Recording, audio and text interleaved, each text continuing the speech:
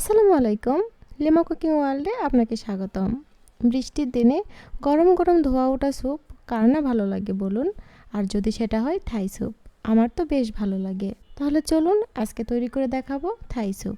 Soup তৈরি করার জন্য এখানে আমি নর্থ থাই স্যুপের প্যাকেট নিয়েছি। প্রথমে একটি প্যানে 1 কাপ পানি দিয়ে দিলাম।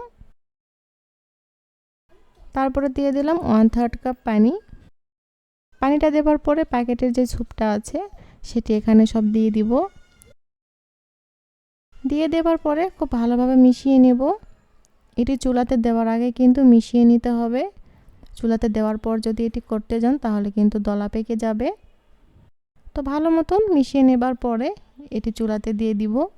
চুলাতে দিয়ে দেওয়ার পরে খুব ভালোভাবে নাড়তে থাকবো যাতে নিচে লেগে না যায়, বাইরে দলা পাকিয়ে না আসে।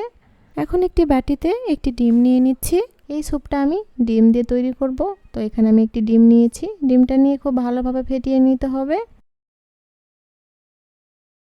তো ডিমটা আমার খুব ভালো মতন ফেটিয়ে নেওয়া হয়ে গিয়েছে। এটা এখন একটা সাইডে রেখে দিচ্ছি। স্যুপটাতে খুব ভালো মতন বলক চলে এসেছে এবং স্যুপটা যখন 2 থেকে 3 মিনিট জাল করার পরেই দেখবেন অনেকটাই ঘন হয়ে এসেছে।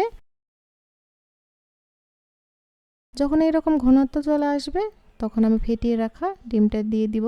ডিমটা দেবার সঙ্গে সঙ্গেই খুব ভালো মতন মিশিয়ে নিতে হবে ঘুরিয়ে ঘুরিয়ে, তাহলে খুব ভালো করে ডিমটা স্যুপের সঙ্গে মিশে যাবে।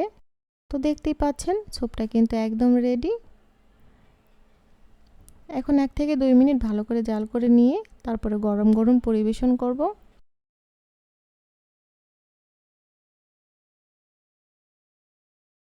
এই তো স্যুপটা কিন্তু একদম রেডি হয়ে গিয়েছে।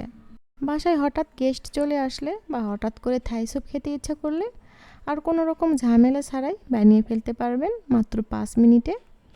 আশা করছি নিরাশ হবেন না। তারপর আমি কাঁচামরিচ কুচি করে নিয়েছিলাম, সেটা দিয়ে দিলাম।